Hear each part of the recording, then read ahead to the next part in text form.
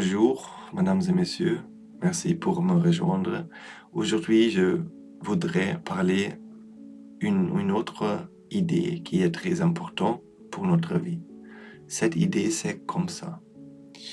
Tu es né pour être authentique, pas pour être parfait. Tu vois, dans notre société, dans notre monde, la seule chose qui intéresse la plupart des gens, c'est comment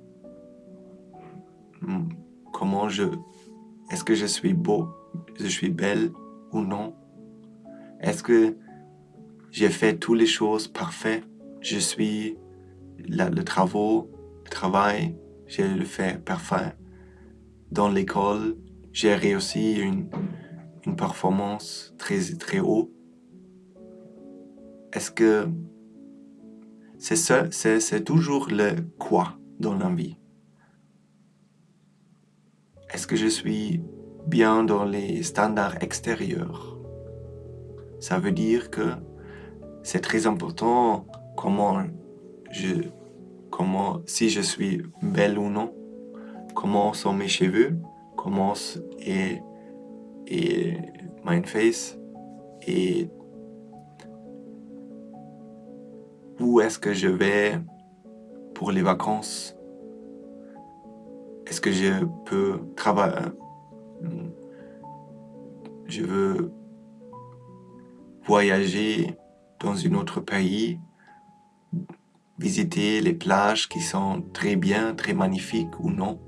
Est-ce que j'ai de l'argent pour acheter des choses qui ont une valeur très haute? Est-ce que je peux écrire une chose sur Facebook ou les médias sociaux pour être quelqu'un?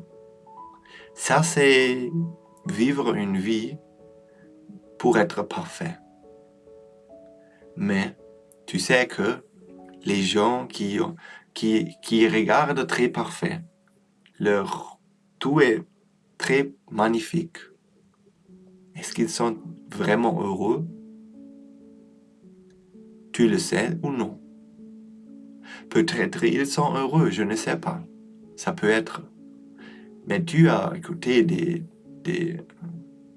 histoires que il y a des personnes qui sont très fameuses, qui ont beaucoup d'argent, qui sont très aimées des autres, très, très belles, très, très, très magnifiques,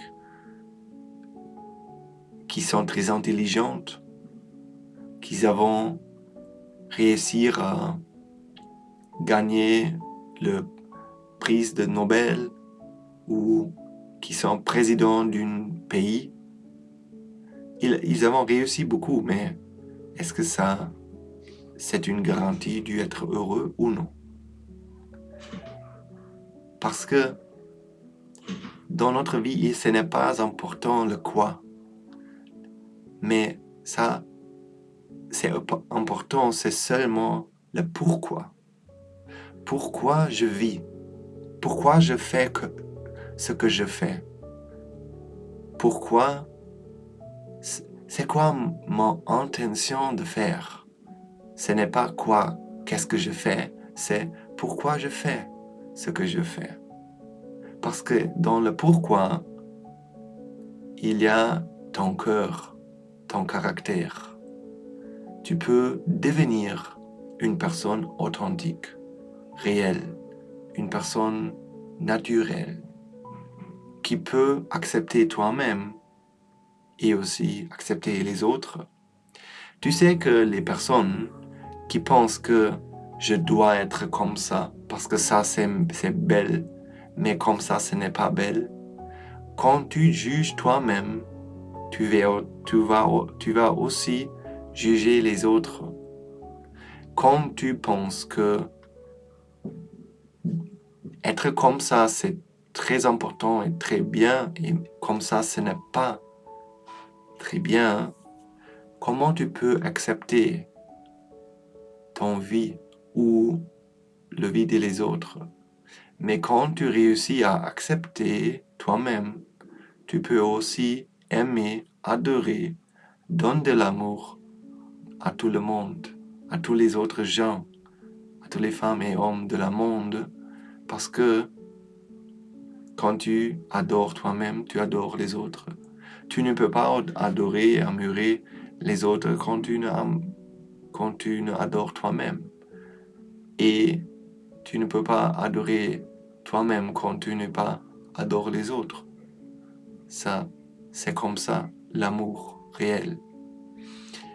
Pour ça, je t'invite à n'essaie pas de devenir parfait dans le monde extérieur. Peut-être tu dois faire des trucs pour ça, mais la concentration ne doit pas être comme sur les choses extérieures. C'est de devenir une personne authentique dans le cœur, devenir un humain vraiment, qui a un cœur très, très grand. Ça veut dire, ce n'est pas important si tu es belle ou non, comment tu es dans l'école, si tu travailles, si tu es très performant dans des travaux, si les gens t'aiment ou non, combien des amis tu as sur les médias sociaux, ce n'est pas important. Pour l'amour, pour le bonheur, ce n'est pas important. Mais la seule chose qui est importante, c'est est-ce que tu peux être heureux avec toi? Est-ce que tu as une bonne raison de vivre, aider les autres, accepter les autres, développer ton cœur, ton âme, peut-être? C'est très important. Parce que ce sont des choses qui vont donner à toi le vrai bonheur. Le bonheur qui vient de l'intérieur. La habilité. Et je donne de toi un exemple. Dans le football, il y a des gens qui gagnent la première position et ils deviennent les champions. Mais quand ils sont des champions, ils sont très heureux qu'ils ont réussi à gagner le championship.